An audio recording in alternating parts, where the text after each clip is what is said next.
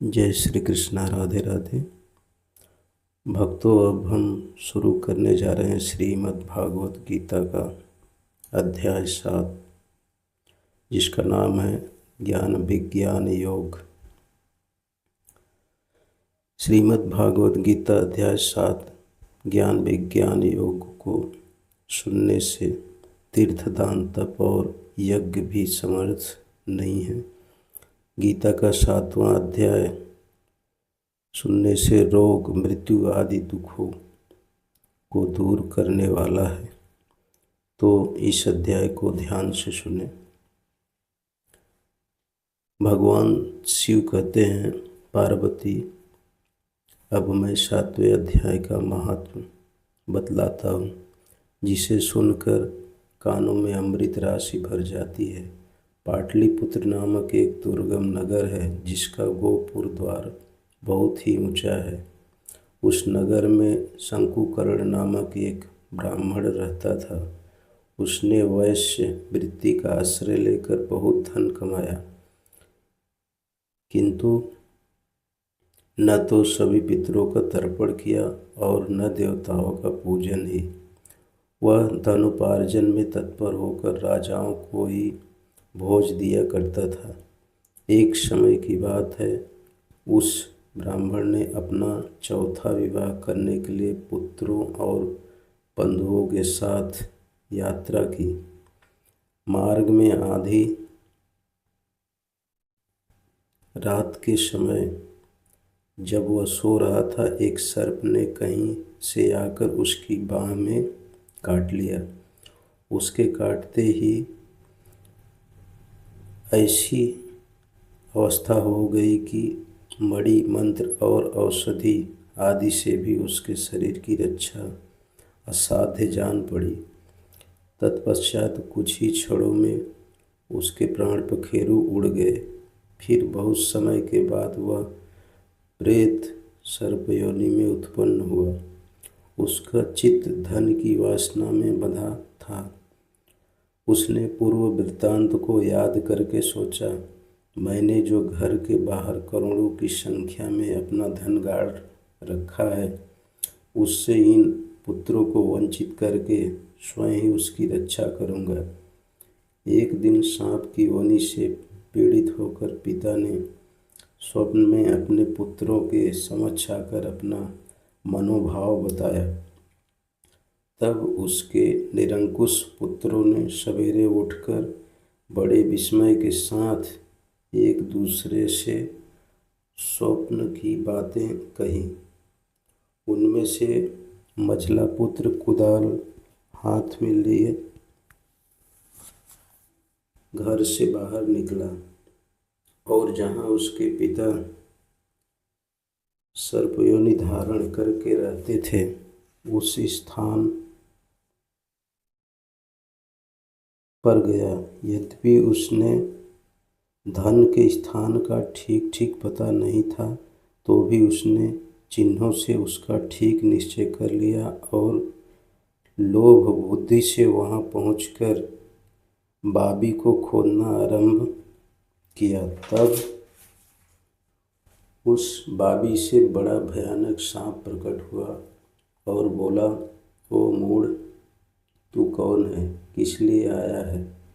क्यों बिल खोद रहा है? अथवा किसने तुझे भेजा है? ये सारी बातें मेरे सामने बता। पुत्र बोला, मैं आपका पुत्र हूँ, मेरा नाम शिव है। मैं रात्रि में देखे हुए स्वप्न से विस्मित होकर यहाँ का सुवर्ण लेने के कौतूहल से आया हूँ। पुत्र की यह वाणी सुनकर वह सांप हंसता हुआ उच्च स्वर से इस प्रकार स्पष्ट वचन बोला, यदि तू मेरा पुत्र है तो मुझे शीघ्र ही बंधन से मुक्त कर। मैं पूर्व जन्म के गाड़े हुए धन के ही लिए सर्पयोनि में उत्पन्न हुआ हूँ। पुत्र ने पूछा, पिताजी, आपकी मुक्ति कैसे होगी? इसका उपाय मुझे बताइए, क्योंकि मैं इस रात में सब लोगों को छोड़कर आपके पास आया हूँ।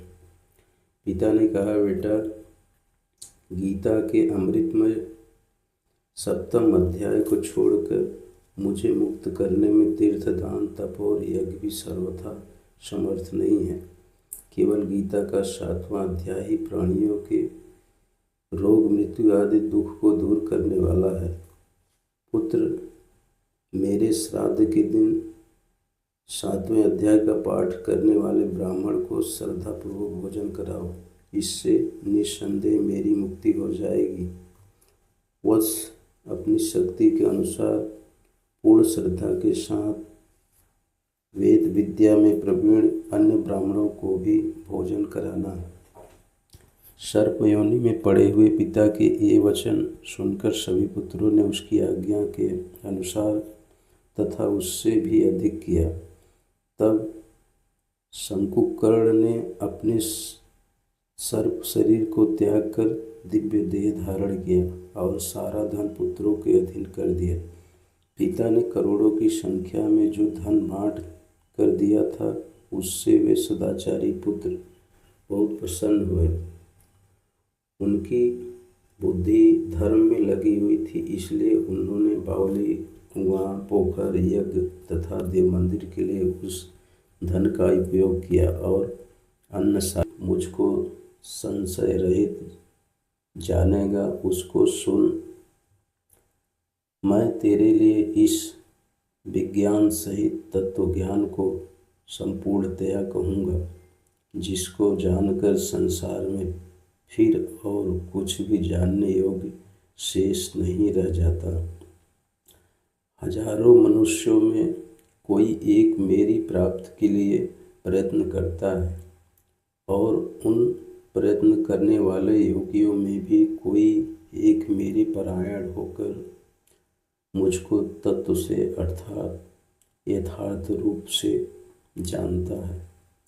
पृथ्वी, जल, अग्नि, वायु, आकाश, मन, बुद्धि और अहंकार भी इस प्रकार यह 8 प्रकार से विभाजित मेरी प्रकृति है। यह 8 प्रकार के भेदों वाली तो अपरा अर्थात मेरी जड़ प्रकृति है। और हे महाबाहो, इससे दूसरी को जिससे यह संपूर्ण जगत धारण किया जाता है, मेरी जीव रूपा परा अर्थात चेतन प्रकृति जान। हे अर्जुन, तू ऐसा समझ कि संपूर्ण भूत इन दोनों प्रकृतियों से ही उत्पन्न होने वाले हैं और मैं संपूर्ण जगत का प्रभव तथा प्रलय हूँ, अर्थात संपूर्ण जगत का मूल कारण हूँ। हे अर्जुन, मुझसे भिन्न दूसरा कोई भी परम कारण नहीं है। यह संपूर्ण जगत सूत्र में सूत्र के मणियों के सदृश मुझ में गूथा हुआ है। हे अर्जुन, मैं जल में रस हूँ, चंद्रमा और सूर्य में प्रकाश हूँ, संपूर्ण वेदों में ओंकार हूँ, आकाश में शब्द और पुरुषों में पुरुषत्व हूँ। मैं पृथ्वी में पवित्र गंध और अग्नि में तेज हूँ तथा संपूर्ण भूतों में उनका जीवन हूँ और तपस्वियों में तप हूँ। हे अर्जुन, तू संपूर्ण भूतों का सनातन बीज मुझको ये जान। मैं बुद्धिमानों की बुद्धि हूँ और तेजस्वियों का तेज हूँ। हे भरत श्रेष्ठ, मैं बलवानों का आसक्ति और कामनाओं से रहित बल अर्थात सामर्थ्य हूँ और सब भूतों में धर्म के अनुकूल अर्थात शास्त्र के अनुकूल काम हूँ।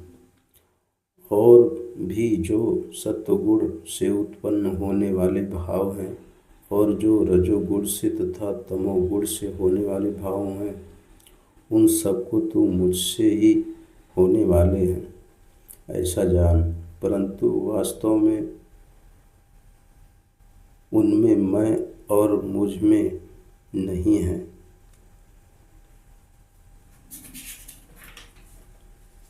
गुणों के कार्य रूप सात्विक, राजस और तामस, इन तीनों प्रकार के भावों से यह सारा संसार प्राणी समुदाय मोहित हो रहा है। इसलिए इन तीनों गुणों से परे मुझ अविनाशी को नहीं जानता, क्योंकि यह अलौकिक अर्थात अति अद्भुत त्रिगुणमयी मेरी माया बड़ी दुस्तर है। परंतु जो पुरुष केवल मुझको ही निरंतर भजते हैं, वे इस माया को उल्लंघन कर जाते हैं, अर्थात संसार से तर जाते हैं। माया के द्वारा जिनका ज्ञान हरा जा चुका है, ऐसे असुर स्वभाव को धारण किए हुए मनुष्य में नीच दूषित कर्म करने वाले मूर्ख लोग मुझको नहीं भजते। हे भरतवंशियों में श्रेष्ठ अर्जुन, उत्तम कर्म करने वाले अर्थार्थी, आर्त, जिज्ञासु और ज्ञानी, ऐसे 4 प्रकार के भक्तजन मुझको भजते हैं।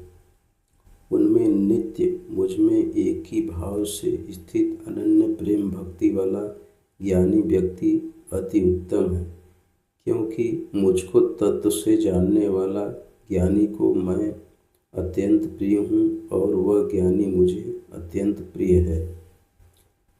यह सभी उदार है, परंतु ज्ञानी तो साक्षात मेरा स्वरूप ही है, ऐसा मेरा मत है, क्योंकि वह मतगत मन बुद्धि वाला ज्ञानी भक्त अति उत्तम गति स्वरूप मुझ में ही अच्छी प्रकार स्थित है।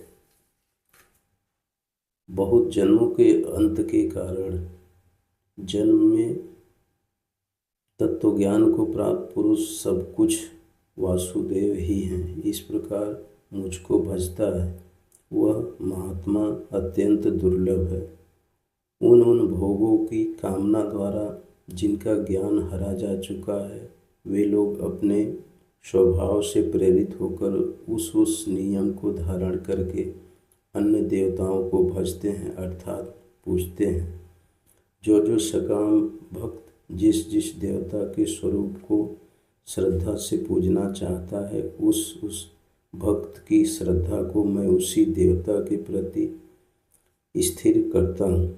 वह पुरुष उस श्रद्धा से युक्त होकर उस देवता का पूजन करता है और उस देवता से मेरे द्वारा ही विधान किए हुए उन इच्छित भोगों को निस्संदेह प्राप्त करता है।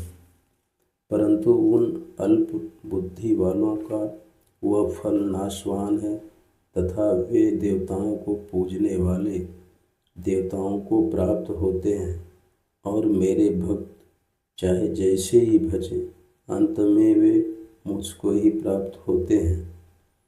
बुद्धिहीन पुरुष मेरे अनुत्तम अविनाशी परम भाव को न जानते हुए मन इंद्रियों से परे मुझ सच्चिदानंद घन परमात्मा को मनुष्य की भांति जन्म कर व्यक्तिगत भाव को प्राप्त हुआ मानते हैं।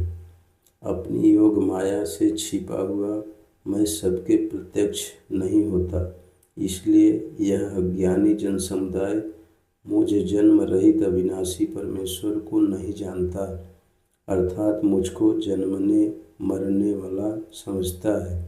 हे अर्जुन, पूर्व में व्यतीत हुए और वर्तमान में स्थित तथा आगे होने वाले सब भूतों को मैं जानता हूँ, परंतु मुझको कोई भी श्रद्धा भक्ति रहित पुरुष नहीं जानता।